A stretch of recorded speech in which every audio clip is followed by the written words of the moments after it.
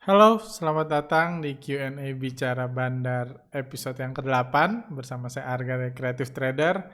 Seperti biasa, dalam episode Q&A ini saya akan menjawab pertanyaan-pertanyaan dari beberapa podcast sebelumnya yang masuk ke kami, baik dari YouTube atau dari Instagram. Saya akan membaca pertanyaan-pertanyaan dan coba menjawab. Untuk podcast kali ini masih cukup berkaitan, banyak pertanyaan yang masih cukup berkaitan dengan kebijakan yang akan diterapkan per Juli 2021 nanti, kebijakan perlindungan terhadap pergerakan bandar supaya lebih leluasa lagi. Jadi ada banyak sekali komentar-komentar tersebut. Saya pilih udah beberapa, banyak support, banyak dukungan, banyak ucapan terima kasih, banyak juga yang haters seperti itu. Jadi saya coba baca dulu beberapa yang di like. Udah itu saya akan menjawab pertanyaan-pertanyaan tentang money management, tentang cut loss, dan tentang hal-hal lainnya juga yang masuk dalam pertanyaan-pertanyaan pilihan dalam podcast kali ini. Oke, mari kita mulai.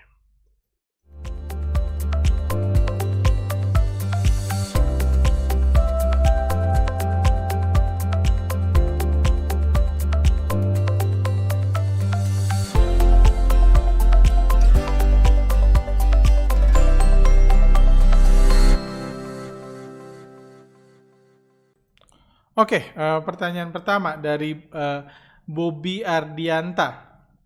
Pertanyaan atau statement ya, saya baca dulu.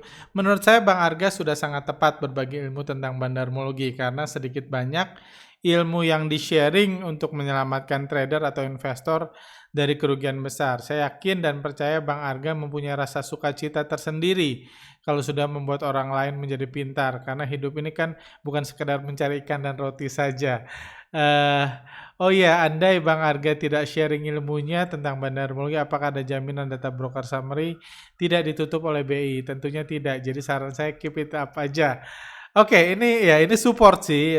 Banyak yang like juga, jadi saya baca. Jadi dipilih di sini. Dalam podcast sebelumnya saya bilang, saya nggak bilang saya menyesal. Saya juga sekilas baca kalau di komen di YouTube banyak yang bilang jangan menyesal dan lain-lain. Di podcast sebelumnya juga saya nggak mengatakan saya menyesal mengajarkan. Saya hanya mengatakan kalau saya tahu sejak awal kalau popularitas broker summary itu akan membuat popularitas atau pemahaman orang yang lebih banyak tentang bandarmologi, akan membuat bandar harus meminta perlindungan supaya jumlah orang yang mengikuti pergerakan bandar itu berkurang. Kalau saya tahu itu sejak awal, saya nggak akan melakukan itu. Cuma ya, istilahnya itu seninya kehidupan kan gitu. Seninya kehidupan, karena saya nggak tahu, saya melakukan itu, akhirnya ya jadi ada YouTube, jadi ada orang yang mungkin seperti Pak Bobby ini yang merasa terbantu, dan lain-lain. Jadi saya bukan menyesal, saya hanya bilang kalau saya tahu saya nggak melakukan. Tapi ya banyak hal yang ya mungkin itulah hidup nggak seru gitu kalau semua masa depan kita tahu kayak gitu. Jadi ya saya sih happy-happy aja, seperti saya bilang nggak lucu, nggak fair banget saya bilang hanya karena minggu lalu bursa memutuskan untuk membuat kebijakan itu, saya jadi menyesal semuanya, padahal seminggu sebelumnya aja saya masih happy-happy aja buat podcast, berbagi Q&A seperti ini dan lain-lain. Thank you buat dukungannya, dan ya saya nggak tahu sih kalau kalau saya sih cukup yakin karena kalau dari informasi yang disebarkan pun tujuannya untuk mengurangi piggybacking, mengurangi kita copet-copet investor retail yang punya keinginan berbeda, yaitu punya keinginan untuk ikut untung bersama bandar. Biasanya kan hanya berharap kebaikan bandar, sama yang dia beli dikerek bandar kayak gitu, pas bandar jualan dia beli.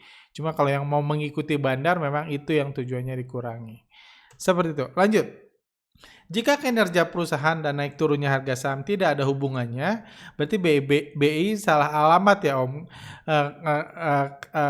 Salah alamat ya Om kali meminta penjelasan ke emiten atau perusahaan saham tersebut jika harga saham naik atau tidak wajar. Harusnya tanya ke bandarnya dong Om. Ya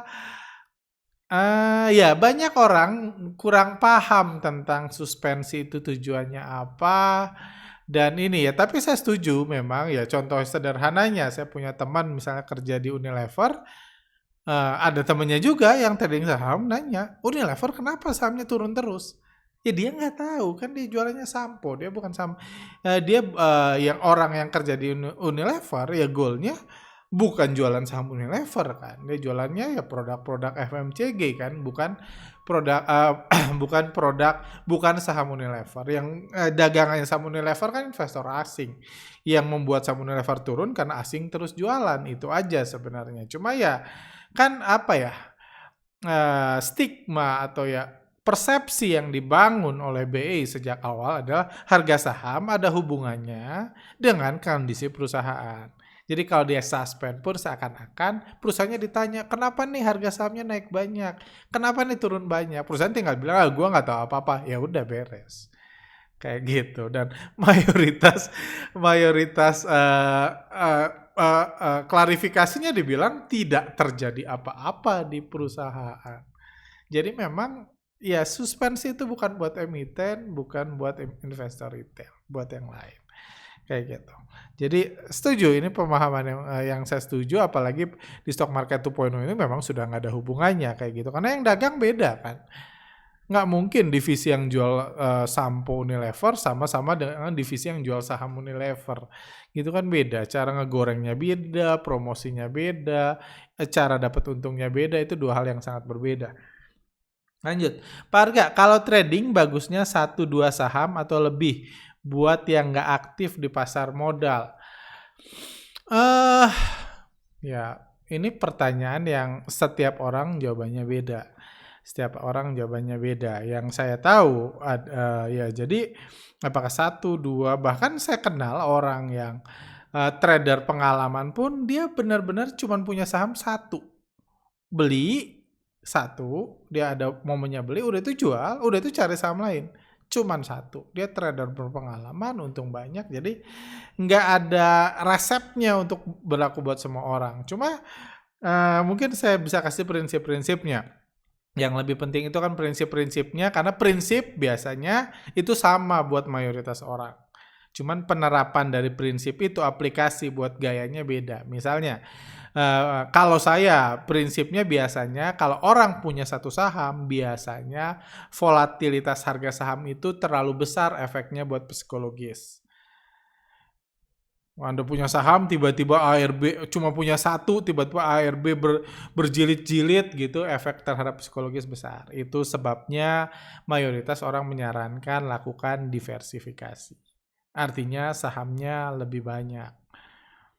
Lebih banyak, seberapa banyak? Tentu itu pertanyaannya lagi ada ada unsur seberapa banyak ketersediaan waktu Anda. Kalau Anda punya saham 5, apakah Anda punya waktu untuk melihat, mengamati, atau memutuskan dalam jam trading 5 saham itu harus diapain hari ini? Apakah harus dibeli, harus ini, kayak gitu. 5 itu udah cukup banyak. 5 saham itu udah cukup banyak bagi seseorang yang nggak aktif di bursa. Dan 5 itu diversifikasi cukup banyak. Dan 5 juga prinsipnya harus punya komposisi yang kurang lebih mirip.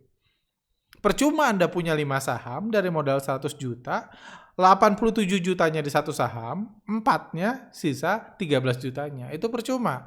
Karena ujungnya Anda cuma fokus ke satu saham yang Anda punya 87 juta.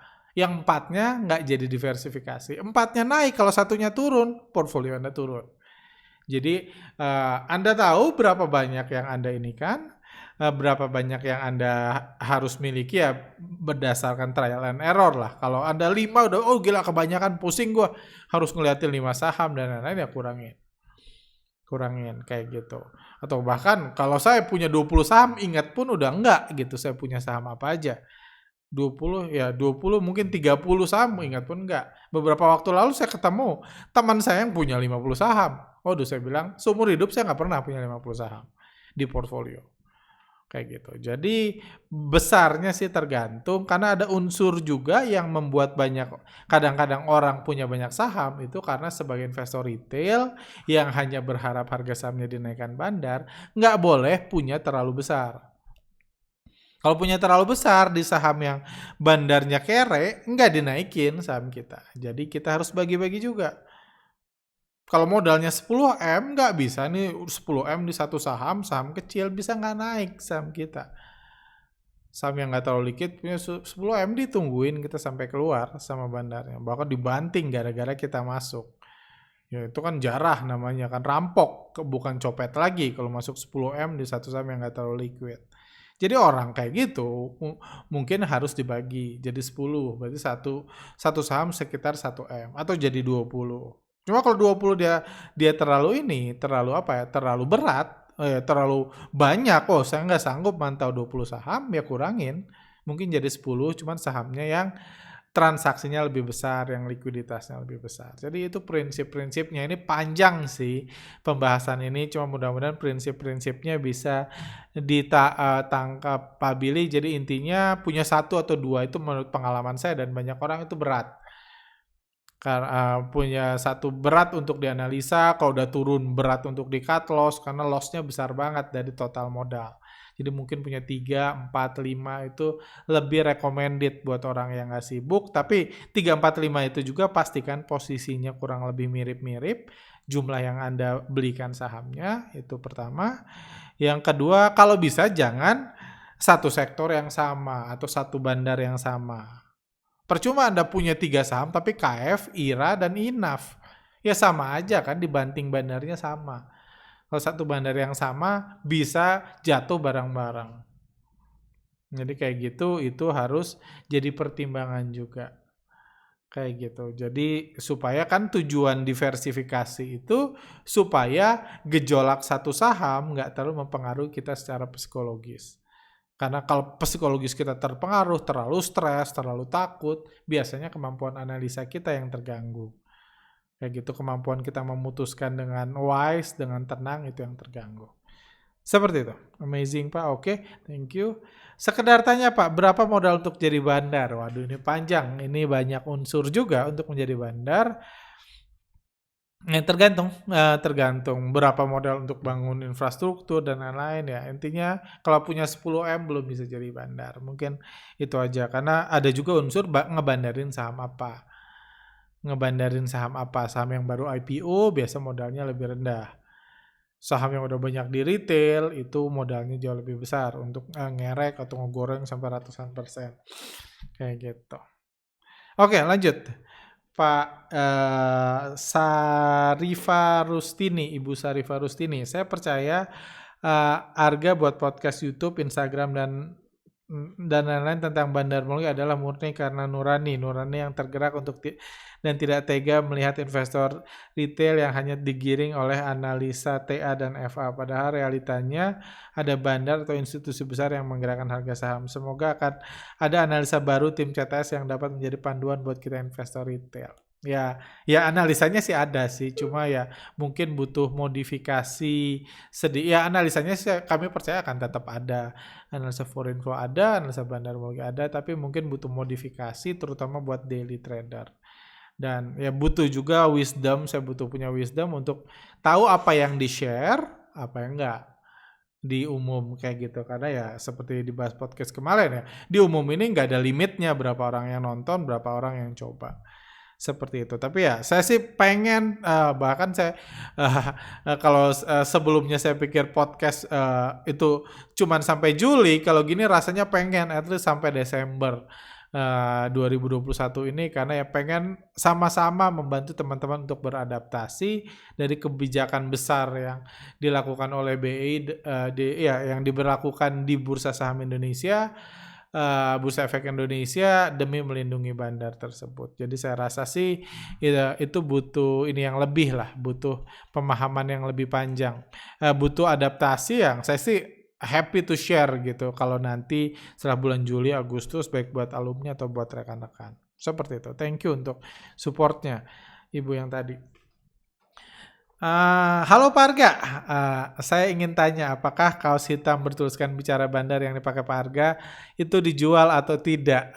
Itu dibuatin istri saya.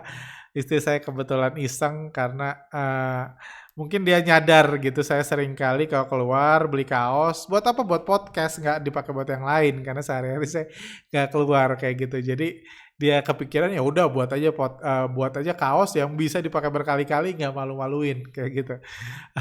Jadi apakah dijual atau enggak mungkin nantilah ya coba 1-2 bulan sebulan depan gitu saya coba karena ya saya sih ngomong dijual gampang, cuman yang repot kan nanti yang ngurus pengiriman, pemesanan, dan lain-lain itu yang repot.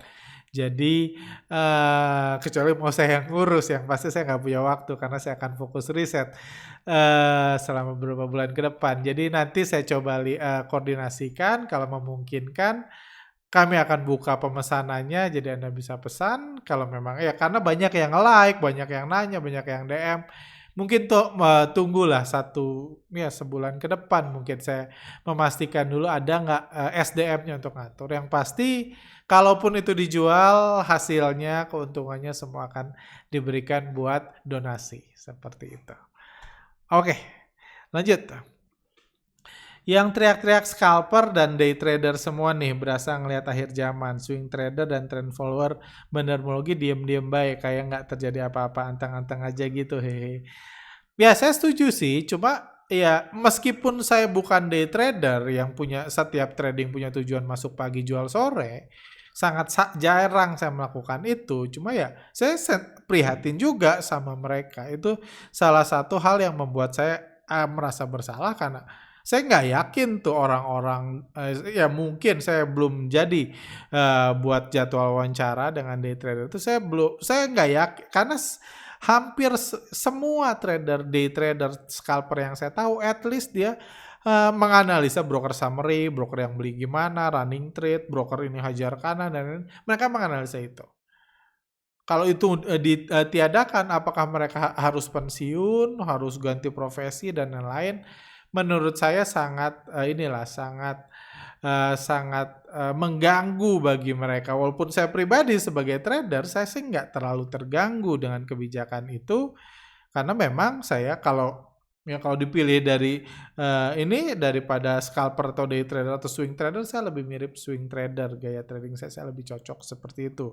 Jadi nggak terlalu terganggu, tapi ya prihatin juga sama swing trader dan trend follower, dengan scalper dan day trader saya prihatin juga kayak gitu karena ya saya nggak tahu, mudah-mudahan mereka dapat solusinya karena kalau cuma trading ngeliatin candlestick aja, cuma ngeliat candlestick naik turun ngapain trading saham, trading aja forex.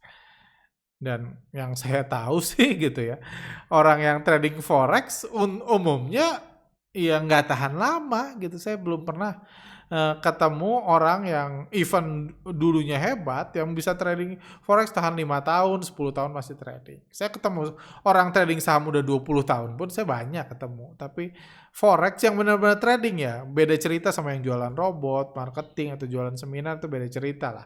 Karena mereka bisa menyelamatkan diri dengan cara yang mudah kalau fokusnya itu. Cuma kalau yang benar-benar trading susah, dan kalau day trader cuma ngeliatin running trade, cuman ngeliatin candlestick, mendingan mereka trading forex, nggak keikat jam kerja, bisa short sell, bisa margin dan lain-lain. Seperti itu. Jadi ya itu salah satu yang cukup memprihatinkan buat saya karena scalper dan day trader tersebut yang akan terdampak dengan keputusan untuk mengurangi piggybacking-nya BEI. Lanjut, jangan-jangan analisa teknikal dan fundamental dijunjung tinggi karena disponsori Bandar untuk pembodohan. Terbukti bandarmologi is the best. Ya saya nggak tahu sih, yang pasti itu udah jadi kurikulum lah. Kurikulum di mana dulu pun ketika saya memulai analisa bandarmologi, saya mempertanyakan itu. Ini data seabrek-abrek gini di running trade, ada data broker, ada data asing, ada data broker dengan pembelian besar, ada data bid offer, ada data itu segala macam, ada data kepemilikan asing, ada data 5%, kepemilikan investor yang punya 5% dan lain-lain. Seabrek-abrek itu data yang ada, kenapa yang dianalisa cuma harganya? Dulu saya mempertanyakan. Ini saya yang tolol ngelihat ini data seabrak-abrak ini sebagai opportunity, atau mereka semua yang tolol, cuma kenapa semuanya tolol gitu kan, karena aneh gitu kan. Ini dulu loh waktu tahun 2009, 2010 gitu. Saya ngerasa kenapa buku-buku bahasnya candlestick, ngafalin nama-nama candlestick, nyoret-nyoret candlestick. Candlestick itu kan cuma price tag. Dulu saya pertanyakan itu. Tapi sampai detik ini pun gitu, kalau Anda misalnya saya pernah ngomong sama ini wartawan kalau mau kerja misalnya di di media yang berhubungan sama ekonomi, dia akan diajarkan fundamental, akan diajarkan teknikal. Jadi wajar kalau wartawan kalau ngomong bandarmologi salah, nggak diajarin. Jadi itu udah struktur yang dibangun. Struktur yang dibangun bagi wartawan, bagi ini siapa yang ngebangun kita nggak usah bahas lah. Tapi itu udah struktur yang dibangun. Baru salah satu media aja yang mulai berani bahas-bahas tentang bandar baru-baru ini, itu pun mereka belajar dulu. Karena dulu cuman fokusnya ya coret-coret garis, golden cross, dead cross, lihat baca berita seluruh dunia. Memang itu struktur yang dibangun ya mungkin ya kalau kita berasumsi bursa saham itu yang ngatur bandar ya mungkin juga itu memang disponsori oleh bandar. Karena terbukti analisa teknikal dan fundamental nggak merugikan siapapun. Bandar nggak merasa dirugikan dengan adanya analisa itu. Jadi itu memang udah struktur, bahkan saya ketemu seorang analis teknikal yang udah hebat pun gitu, kenalan saya, teman saya, kayak gitu. Dia bahkan nggak tahu teknikal itu nggak ada gunanya. Bagi dia ada gunanya ya buat saya kerja, buat saya tarik-tarik garis, buat saya rekomendasi berbayar, dan lain-lain. Buat rekomendasi buat sekuritas, dia analis teknikal. Dia trading nggak? Enggak, nyangkut. Kayak gitu. Jadi ya tapi gunanya buat itu. Jadi banyak orang yang tinggal di bubble-bubble-nya sendiri, ya nggak ngerti kayak gitu. Nggak ngerti kenapa kayak gitu, kenapa gini. Dan saya dapat banyak sindiran, tapi di sisi lain banyak juga yang mengaku thank you lo ngasih tahu. Bahkan analis teknikal pun udah bilang thank you lo ngebukain gua tentang apa yang selama ini gua kerjakan. Kenapa selama ini gua ngasih rekomen ke orang gua nggak trading? Karena gua sadar ternyata ya memang yang gua lakukan cuman buat trading strategi. Kalau nggak sanggup mengaplikasi, intinya dia juga nggak tahu sama mana yang akan naik kecuali dikasih tahu kan sama bandarnya. Ini gua mau goreng saham ini, lu tolong rekomendasi ya, gitu. Kayak gitu. Kalau nggak dikasih tahu dia pun nggak tahu. Karena dia tahu yang naikin bukan dia cuma nyoret-nyoret. Kayak gitu. Jadi memang itu struktur yang dibangun di bursa kita demi siapa, demi keuntungan siapa yang mungkin masing-masing bisa memutuskan sendiri. Lanjut. Ginilah nasib orang yang sok pintar. Seluruh dunia orang pakai analisa teknikal dan fundamental. Lu orang gaya-gayaan buat analisa bandar. Sekarang aksesnya ditutup bandar, matikan lu dan pengikut-pengikut lu. Terbukti kalau analisa teknikal paling bisa diandalkan untuk trading saham. Kalau mau sukses, tiap trader wajib belajar analisa teknikal, bukan bandarmologi. Jangan hanya karena lu gagal ngerti analisa teknikal, lu mempengaruhi newbie untuk ikut aliran lo. Sekarang newbie itu ikut kejeblos. Dan kalau mau keluar, ujung-ujungnya harus belajar TA juga. Bentar lagi gue pasti di blok, nggak apa-apa juga. Gue tahu lu lagi kepepet, nggak akan bisa jawab komentar gue. Maju terus sampai ke jurang, bro. Ya. Ya nggak ada yang mau dijawab sih di sini. Ini hanya statement dia aja kayak gitu. Cuman mungkin ada yang menarik di sini ya. Ya seperti saya bilang, saya sih optimis, saya semangat melakukan riset untuk era baru di bursa saham di mana analisa bandar mungkin dibatasi. Itu yang membuktikan kalau aksesnya sampai ditutup bandar, berarti memang itu sudah merugikan bandar. Itu yang saya rasa semua setuju kan. Karena ngapain ditutupi kalau nggak efeknya, kayak gitu. Misalnya, kalau memang itu analisa yang dianggap nggak menguntungkan, ngapain ditutupi? Gitu. Misalnya ada orang, dia setiap trading nanya ke kucingnya. Kucingnya dikasih makanan, satu mangkok buy, satu mangkok sell. Mangkok buy. Kalau dia makan di mangkok buy, dia beli sahamnya. Kalau dia makan di mangkok sell, dia jual sahamnya.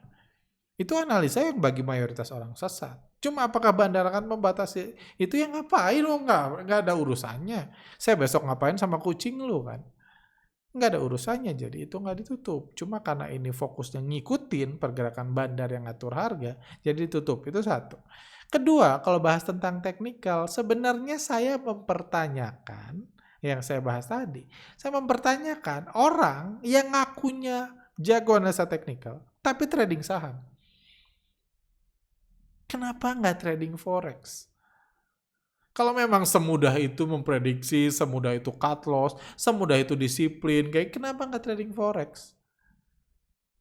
Karena kalau memang sesederhana itu memprediksi harga dari candlestick, kan kita ngomong cuma punya candlestick kan kayak forex.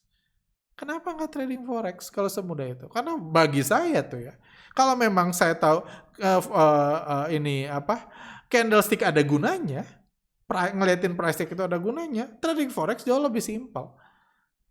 Saya bisa pakai margin tinggi, trading cuma setengah jam sehari, di jam yang saya bebas pilih, nggak kayak bursa saham, kayak gitu. Nggak ada suspend, nggak ada kondisi hal-hal yang mempengaruhi kan. Kalau saham kan bisa aja bandarnya krisis jatuh di luar prediksi kan. Bandarnya di ini jatuh.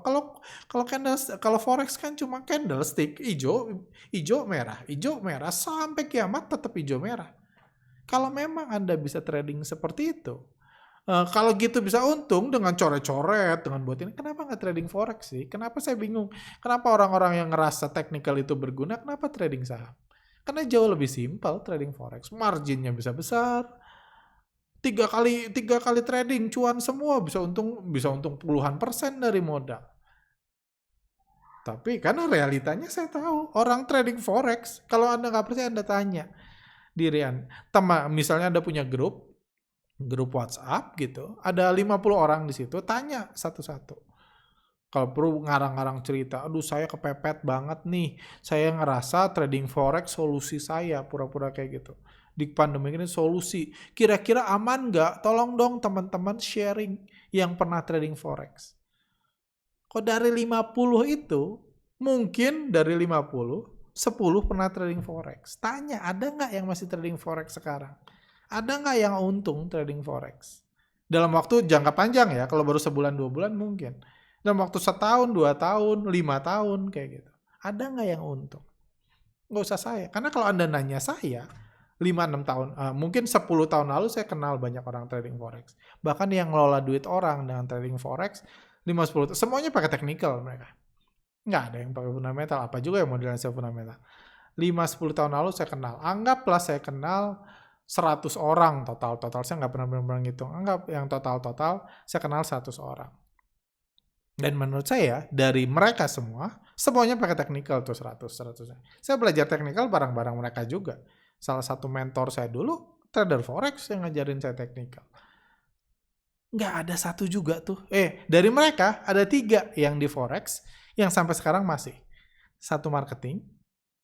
Intinya dia nyuruh orang trading forex, itu kerjanya kaya raya. Satu jualan robot yang di Facebooknya tiap hari ngasih, wah hari ini profit segini, hari ini profit segini. Satu lagi jualan seminar, jualan training. Gak ada yang benar-benar trading yang saya kenal ya. Anda bisa melakukan survei sendiri. Jadi menurut saya kalau technical ada gunanya, harusnya orang udah trading forex.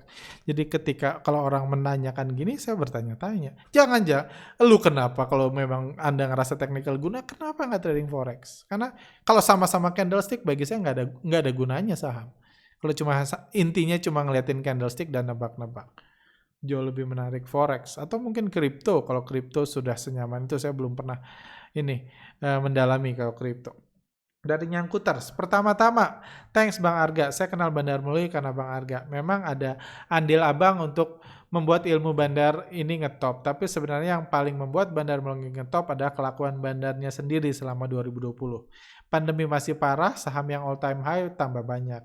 Belum lagi emiten gak jelas, sahamnya yang berterbangan. Kan retail jadi tersadarkan. Ada mengenai keberadaan bandar. Jadi nggak fair kalau menyalahkan Arga. Maju terus Bang. Dengan kebijakan menutupi retail makin sadar bahwa inilah metode real yang di dunia non-real seperti pasar modal. Ya, saya setuju sepenuhnya, saya pernah bahas. Jadi, ya popularitas bandarmologi meningkat itu karena bandar memutuskan hubungan antara pergerakan harga saham dengan kondisi perusahaan. Popularitas bandar meningkat karena bandar bisa tiba-tiba ketika hari vaksin di ARB-in semua berhari-hari, selebih dari 10 hari. Itu yang membuat meningkat. Jadi orang sadar ternyata yang selama ini diajarin ke gua nggak guna, malah mencelakakan. Ketika saham-saham bank rencana digital tiba-tiba kompak gitu, terbang semua, itu yang membuat orang sadar bahwa ini nggak ada hubungannya sama banknya. Oh, rencana, baru rencana. Rencana bisa kapanpun, mungkin udah 3 tahun bank itu berencana. Cuma belum punya modal, tapi minggu ini, 2 minggu ini digoreng. Jadi hal-hal itu yang membuat bandarmologi ngetop. Kalau hari ini ICBP all time high, nggak ada. Saya ICBP all time high, Indofood all time high, Unilever all time high. Perusahaan-perusahaan yang secara fundamental kokoh-kokoh aja di masa pandemik itu harganya all time high, di masa pandemik ini ya orang akan melihat, oh ternyata benar ya beli perusahaan bagus itu menguntungkan. Tapi kan kenyataannya kayak gitu. Saham-saham yang terbang-terbangan itu umumnya perusahaannya ada enggak juga nggak tahu atau rugi terus, kan kenyataannya seperti itu. Jadi ya ini juga pertanyaan ketika ada orang yang bilangnya mengaku pakai analisa fundamental dan mendukung aja kebebasan bandar dilindungi kayak gitu ya, pertanyaan kan lu trading nggak gitu? Lu yakin ilmu lu masih ada kalau bandarnya semakin bebas? Seperti itu. Saya setuju. Lanjut. Oke, lanjut. Pak Arga, bolehkah saya tahu apa alasan Bapak berencana menjadi bandar ke depannya? Apa alasan? Oke. Sejauh ini saya melihat Bapak adalah sosok yang tulus membantu para investor retail untuk lepas dari jebakan bandar. Saya juga melihat Bapak bukan orang yang motivated by money. YouTube tidak dimonetize, hasil workshop buat donasi, dan tidak membuat premium membership. Jadi, belum masuk ke akal saya kenapa orang sebaik Bapak bercita-cita menjadi bandar. Jika ada waktu, mohon dijawab pertanyaan saya di podcast, Pak. Oke. Bagus ya. Ya kalau ya saya nggak pernah ngomong ini, cuma saya salut dengan ini.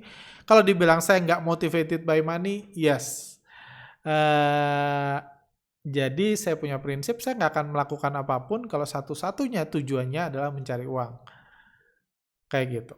Saya kalau tujuannya mencari uang sambil belajar, mencari uang sambil berbagi dan lain-lain, oke. Tapi kalau tujuannya cuma mencari uang, kayak gitu. Ada beberapa orang nawarin saya, yuk ikut bisnis ini gampang lah ini, pokoknya tinggal nyari duit kayak gitu. Terus saya pikir selain dapat duit, apalagi yang bisa saya lakukan? Apakah ada yang dapat positif dan lain-lain? Apakah kliennya akan bahagia atau apa kayak gitu? Atau membantu orang susah sambil dapat uang? Kalau nggak ada unsur-unsur lainnya, saya nggak melakukan itu. Balik ke pertanyaan ini. Kenapa saya jadi bandar? Mungkin itu di season 1 saya pernah bahas sih. Jadi dulu beberapa tahun lalu sebelum krisis bandar 2019, cita-cita utama saya nanti ke depan saya pengen menjadi fund manager. Saya pengen jadi fund manager, saya ngelola uang orang, pakai ini dan lain-lain dengan skill analisa dan kemampuan. Saya ngerasa ada banyak orang yang skillnya nggak setinggi saya. Ya bukan karena saya lebih pintar, karena saya lebih pengalaman dan mereka mungkin fokus di sektor lain. Jadi saya pikir kalau saya ngelola duit, mereka bisa win-win solution. Dia nggak harus uangnya diinvestasikan di tempat yang dia nggak tahu, dan saya akan sebisa mungkin menggunakan skill saya untuk membungakan uang mereka. Tapi selama bertahun-tahun nih 2017, 2018, 2019 sebelum krisis bandar, saya ngelihat ada reksadana yang kinerjanya bisa 70% setahun, 80% setahun gitu. Ada reksadana yang udah punya nama, kinerjanya gila-gilaan, padahal IHSG-nya nggak naik. Dan saya ngelihat, saya sampai minder tuh. Ini gue udah trading setengah mati, nganalisis. Ini uang sendiri aja, misalnya cuma naik 30%. Padahal ngelola uang semakin banyak itu semakin susah. Harusnya returnnya nggak tambah besar. Cuma dia ngelola duit bertriliun-triliun bisa returnnya sebanyak itu. Jadi banyak lah reksadana top selama 2018, 2019, 2020 itu. Tapi tuh reksadana bisa bubar semua tiba-tiba kayak pesawat jatuh ketika krisis bandar 2019. Hancur-hancuran, nggak nyisa gitu, bahkan nggak bisa dicairin. Dari krisis bandar 2019 saya menyadari, oh ternyata mereka kayak gini ya. Ternyata ini yang dilakukan ya. Ternyata mereka kerjasama sama bandar ini, akhirnya ketika bandarnya bermasalah hancur semua. Di situ saya sadar. Kalau saya jadi fund manager dengan cara konservatif, saya akan kalah karena orang yang nggak kenal saya, yang dia lihat cuma return, yang nggak disalahin juga. Ini di YouTuber yang setiap minggu ngecap itu returnnya cuma 15% tahun lalu atau cuma 30% tahun lalu. Ini ada, saya nawarin returnnya 75% tahun lalu. Dia nggak perlu ngerti gimana kan. Oh logonya bagus, kantornya bagus, ya udah saya yang di 75%. Karena tentunya kita nggak bisa expect orang mengerti. Caranya gimana, kenapa gitu, resikonya kita nggak bisa expect orang baru mengerti. Yang dia lihat cuma returnnya doang kan. Dan nggak bisa juga kan dipidatoin, ini resikonya saya mau jualan tapi pidatoin ngejelekin orang lain kan nggak bisa juga. Mau jualan ini. Jadi dan di titik itu dan kejatuhan salah satu dinasti bandar 2019 itu dan begitu banyaknya para fund manager yang ikut jatuh membuat saya sadar bursa saham ini lebih butuh bandar yang yang itulah yang baik atau apa gitu daripada fund manager. Karena seringkali fund manager pun minta bantuan bandar. Untuk apanya nggak usah saya bahas di sini. Kita masih dalam rangka cooling down kan kayak gitu. Dan ya, jadi kurang lebih alasan saya, terus alasan baiknya apa tuh? Kenapa pengen jadi bandar? Jadi itu mirip kayak inilah prinsip orang. Prinsip orang sederhananya kan jangan masuk dunia politik. Dunia politik itu dunia yang kotor. Dunia yang kejam kayak gitu. Itu prinsip orang banyak orang. Which is ya banyak benarnya gitu loh. Kalau Anda seorang orang tua ngelarang anak Anda bilang jangan masuk dunia politik karena dunia politik itu dunia yang kejam atau rawan korupsi dan lain-lain, banyak benarnya kalau ngomong seperti itu. Tapi ada juga ada juga orang dengan sudut pandang yang lain yang mengatakan kalau orang baik nggak pernah masuk ke dunia politik, wajar dong dunia politik isinya orang nggak benar semua. Kalau orang baik selalu menjauh dari dunia politik, ya jangan rewel kalau politiknya seperti itu. Nggak ada orang baik di situ. Orang baik menjauh semua. Kurang lebih mindset yang sama yang saya rasakan tentang cita-cita menjadi bandar. Kayak gitu. Karena mau saya kritisi, mau saya ikutin, mau saya copet. Kalau saya nggak bisa jadi bandar ya udah gitu. Ya serahin aja ke bandar yang ada gitu. Karena kalau nggak ada bandar ya buat apa bursa saham? Seperti itu. Jadi mindsetnya seperti itu. Thank you, saya nggak ada namanya. Pertanyaannya bagus. Halo Pak Arga, kalau kedepannya retail semakin dipersulit atau tidak bisa menggunakan analisa bandar melalui Bapak bilang ingin menjadi bandar. Oh sama pertanyaan. Bisa diperjelas nih apakah Bapak mau menjadi bandar ya dari banyak emiten seperti Mr. B yang pump and dump dan hit and run atau menjadi market maker, liquidity provider di saham-saham yang belum ada supirnya. Ya mirip sih jawabannya saya tadi lebih terjawab tadi, cuman saya nggak merasa Mr. B itu bandar, dia lebih kalau tebakan saya dia lebih jadi influencer yang banyak bekerja sama dengan bandar, cuman mungkin bandar-bandar yang bekerja sama dia agak-agak kejam kayak gitu. Dia pun kadang-kadang semakin dia besar dia bisa ngikut untuk cari untung dari followernya Kayak gitu. Selamat malam Pak Arga. Ini adalah komen saya yang kesekian yang tidak diajukan di podcast Pak. Hehe. Kali ini diajukan. Namun kali ini saya harapkan bisa masuk tentang Broxam yang disembunyikan. Apa ada kemungkinan bahwa Broxam cuma disembunyikan kepada kita retail, namun big money tersebut masih punya akses Broxam? Mengingat bursa selalu memberikan privilege pada big money. Mohon semuanya like agar Pak Arga bisa membahasnya.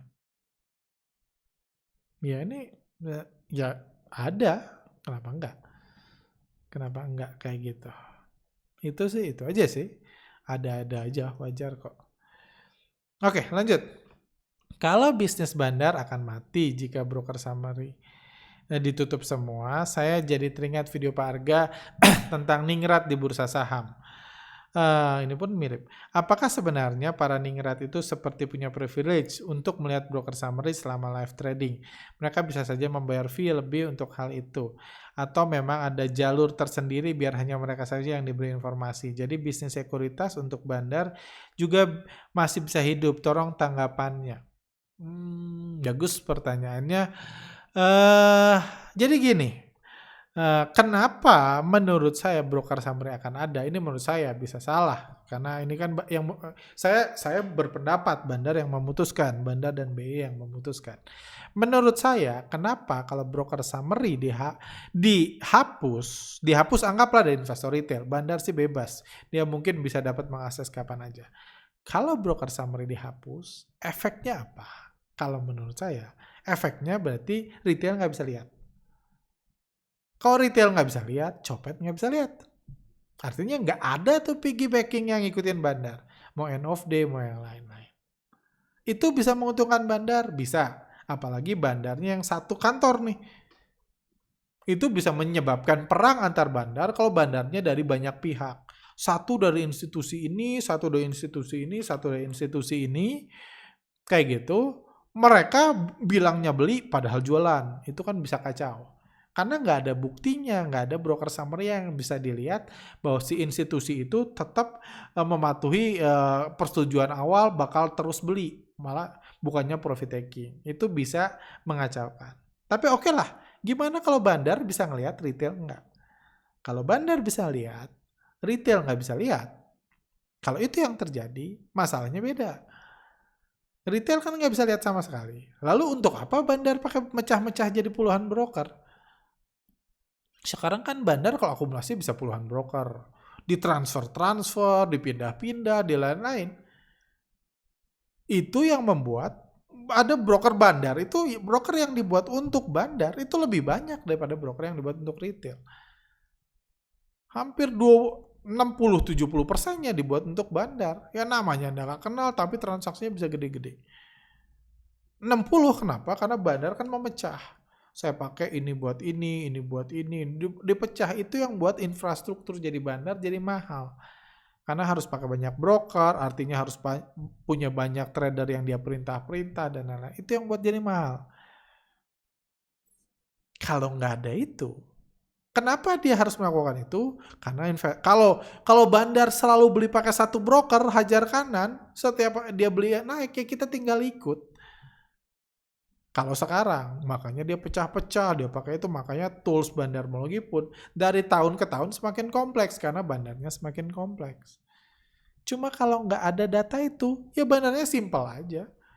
Dia ngegoreng pakai satu broker, ngejual pakai satu broker yang sama, pakai dua aja. Nggak perlu pakai broker retail, nggak perlu pakai broker ini, dan lain-lain, pakai dua broker bandar aja, atau kalau perlu satu, pakai dua nama. Berarti akan ada satu broker bandar yang menang, sisanya mati karena sisanya nggak dibutuhkan. Buat apa? Buat apa pakai banyak broker? Gunanya apa? Apakah menyembunyikan dari siapa? Kan nggak butuh. Kayak gitu. Jadi bisa ke arah situ. Jadi menurut saya masih ada kepentingan bandar untuk broker summary, dan kalau broker summary benar-benar ekstrim-ekstrimnya ditutup, kalaupun kebijakan ini gagal mengurangi piggybacking nantinya, kalau benar-benar ditutup, menurut saya itu resiko yang harus diterima sekuritas. Dan setahu saya, kalau nggak salah BEI itu sahamnya dimiliki oleh sekuritas. Jadi tentunya kepentingan retail oke lah dikorbankan, cuma kepentingan sekuritas tentunya harus dijaga. Oke. Lanjut, saya sangat tertarik untuk kerja di CTS. Saya mahasiswa semester akhir dan sudah aktif trading dalam 6 bulan terakhir dan punya passion yang besar untuk melakukan analisa saham. Kalau mau masukkan CV, saya harus kirim kemana ya?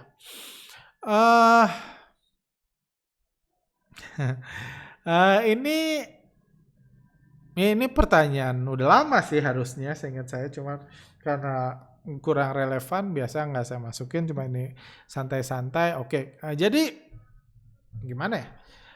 Ya banyak sih, kami banyak banget dapat email, dapat WhatsApp, dapat ini minta mau join sama CTS. Tapi jujur kalau kayak gitu kami sih takut. Takut nerimanya. Ada yang lulusan S2, ada yang sekolah di luar negeri, pengen join sama CTS ya. Kami nggak nggak membuat niat nggak. Ya saya tahu mereka pengen kerja. Tapi mungkin mayoritas apalagi ini mereka pengen belajar. Mereka belajar di CTS, belajar trading, belajar riset dan lain-lain. Jadi kami sih agak ini gimana ya? Ya, karena kami tahu gitu.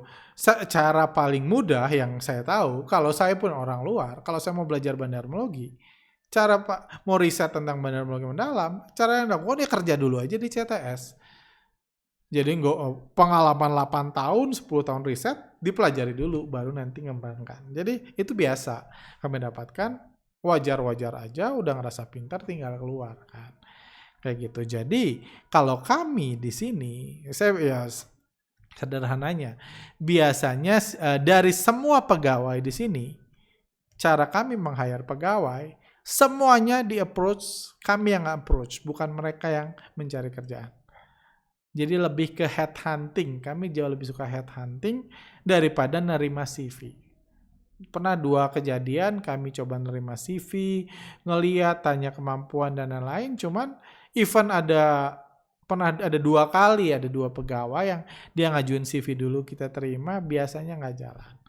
Jadi biasanya kami itu headhunting. Jadi kalau kita lihat, wah ini orang hebat nih, ada ini alumni hebat, atau ini orang saham hebat, atau ini analis hebat, ya disamperin.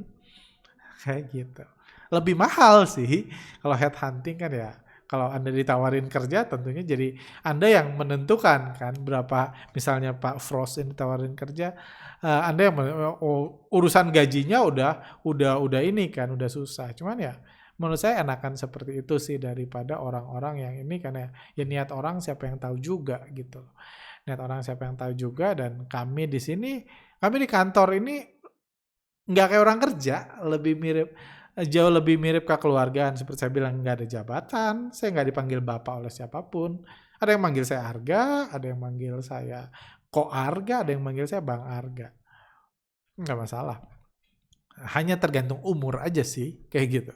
Tergantung, bahkan ada yang lebih muda pun manggil saya Arga, nggak masalah. Saya memang paling suka dipanggil Arga, kayak gitu, kekeluargaan. Jadi itu sebabnya kalau ada yang menurut saya, oh agak-agak ini nih, agak-agak mulai melenceng, mulai ini, biasanya kita remove. Karena biasa kadang-kadang tetap aja ada kejadian-kejadian orang harus kita remove dari tim kami, ya itu biasalah. Karena ya masing-masing punya tujuan lah masuk ke sini. Bukan hanya mau membangun CTS, mau riset, mau belajar, kayak gitu. Bisa punya tujuan lain, wajar. Lanjut. Dari Mr. Everybody. Ini terakhir deh, ini udah 46 menit. Bang, boleh share sedikit tentang cut loss. Apakah setiap trader perlu pasang cut loss? Lalu kalau jadi investor, apakah perlu cut loss juga? Sejauh ini saya beberapa kali coba cut loss, lebih banyak kesalnya daripada senangnya. Oke. Kalau cut loss senang itu dipertanyakan tujuan Anda untuk trading gitu. Karena ya cut loss itu kan jatuh, mengakui kesalahan, itu ya panjang sih kalau cut loss. Ya itu nggak mungkin senang sih gitu. Aneh banget kalau wah udah cut loss tapi gila happy banget.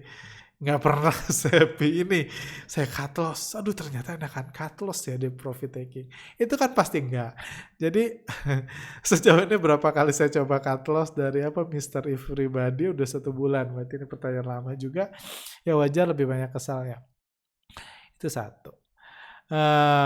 Apakah Ya, share tentang cut loss. Apakah setiap trader perlu pasang cut loss selalu jadi investor?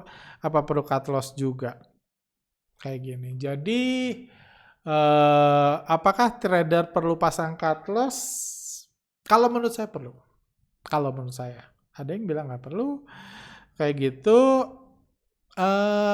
Gimana ya? Jadi, ya cut loss itu ada dua prinsipnya. Ada strategic cut loss yang saya bahas ini di technical. Ada strategic cut loss yang based on analisa. Contohnya strategic cut loss. Saya beberapa waktu lalu beli saham Astra karena saya ngerasa sahamnya lagi di markdown, harganya turun, tapi asingnya nggak jualan.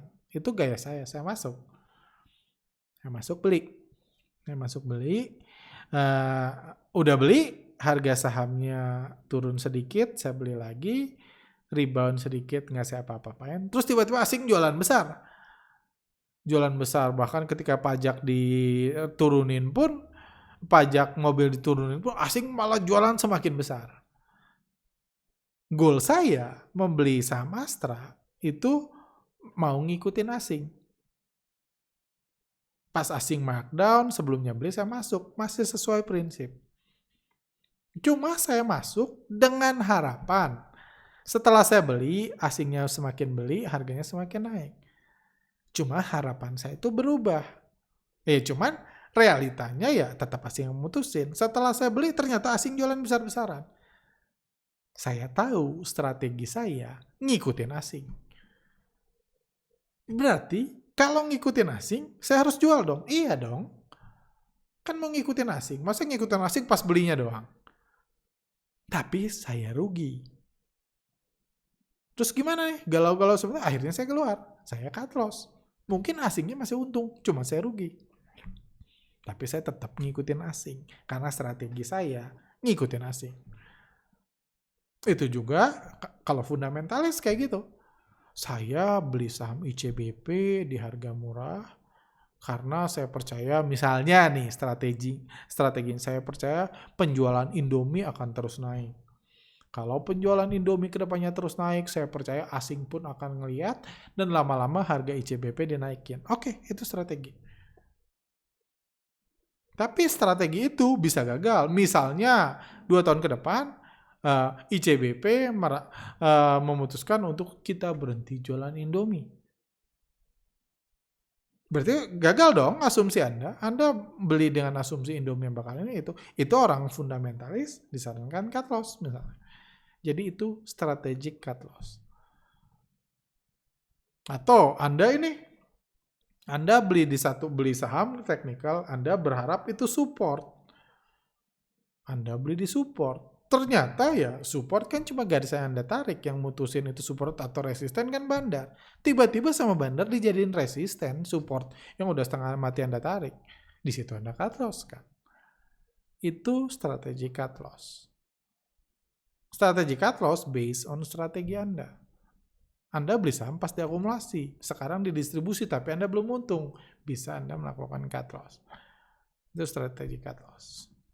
Ada satu lagi, itu jadi apakah semua trader atau investor butuh cut loss? Menurut saya butuh. Walaupun beda-beda kan trader sama investor tuh lagi ngomong strategi. Ada satu lagi adalah pain tolerance cut loss. Pain tolerance cut loss itu analoginya kayak sabuk pengaman. Kalau ditanya, enakan mana lebih nyaman, sabuk pengaman dipakai atau nggak dipakai? Menurut saya mayoritas orang bilang lebih nyaman nggak dipakai di mobil, sabuk pengaman. Kalau Anda ditanya, dari 1 juta orang yang pakai sabuk pengaman, apakah lebih banyak yang berguna atau yang nggak berguna? Lebih banyak ya nggak berguna, saya yakin. Maksudnya berguna ya benar-benar buat mengamankan hidup dia kan. Apakah lebih banyak yang berguna daripada yang nggak berguna? Menurut saya lebih banyak yang nggak berguna. Saya seumur hidup pakai sabuk pengaman belum pernah kepake tuh, belum pernah ada gunanya di mobil. Belum pernah ya puji Tuhan dapat perlindungan, belum pernah kecelakaan mobil, jadi sabuk pengaman itu menyelamatkan hidup saya. Itu namanya pain tolerance cut loss, sabuk pengaman. Ini materi di workshop money management, psikologi trading, kayak gitu. Jadi ini biar Anda lebih paham. Pain tolerance cut loss itu sabuk pengaman. Kenapa dipakai? Kenapa orang pakai sabuk pengaman? Karena Anda mungkin dari 1 juta orang, 97% nggak pernah guna. Tapi yang 3% yang guna, 2% selamat, 1% mati. Nggak worth it kalau nggak dipakai. Kalau ngomong rasio, probabilitas ini cuma 1%. Iya, cuma 1%. Cuma 1%-nya itu mati. Itu gunanya pain tolerance cut loss. Karena Anda bisa nonton di video kami yang tentang analisis teknikal nggak berguna. Kalau orang sudah melewati pain tolerance cut loss, rugi yang terlalu besar sampai dia nggak sanggup mengcover, nggak sanggup mikir, nggak sanggup analisa. Kalau orang udah di titik itu, orang biasanya bisa jadi gila. Masuknya gila, udah nggak mikir, udah uang tabungan dipakein semua buat average down. Tadinya punya Astra, punya BBRI, punya Mandiri, dan lain-lain. Nyangkut di BEX, semua dijual buat investasi hari tua, sekolah anak, semua dijual untuk beli saham BEX. Akhirnya semua nyangkut di BEX atau di bumi nyangkut. Karena ruginya udah terlalu besar, terus dibeli. Yang gitu-gitu yang buat orang mati di bursa saham. Karena lewat pain tolerance cut loss dan semuanya dilupakan. Udah ikut workshop 17, tapi kalau udah lewat pain tolerance cut loss, semua dilupakan. Semua ilmu dilupakan, hajar pokoknya beli harus naik, itu udah nggak waras orang. Jadi pain tolerance cut loss adalah gunanya menyetop Anda, melindungi Anda. Misalnya kalau saya 20% umumnya. Kalau saham udah turun 20%, dari level beli saya atau modal saya cut loss. Gimana naik, gimana turun, itu gimana ntar. Pokoknya cut loss dulu. Karena kalau udah turun di bawah itu, biasanya nggak saya apa-apain, cuma pasrah. Untung saya pasrah, ada orang yang nggak pasrah. Kalau udah lewat dari situ, average down, semua duit dipakai. Itu yang membunuh. Kalau pasrah ya jadi monumen kan di portfolio. Udah rugi 70%, di cut loss enggak, dianalisa enggak, dibeli enggak. Cuma jadi monumen, berharap kebaikan bandar suatu hari dinaikin lagi. Itu merugikan Anda. Seperti itu. Oke, mungkin itu aja untuk podcast kali ini. Thank you buat rekan-rekan yang udah bertanya. Silakan kalau ada punya pertanyaan lain, tulis di kolom komentar di bawah. Jangan lupa juga silakan like pertanyaan-pertanyaan yang Anda suka, yang pengen Anda dijawab. Oke, sampai sini aja. See you next time. Sehat selalu.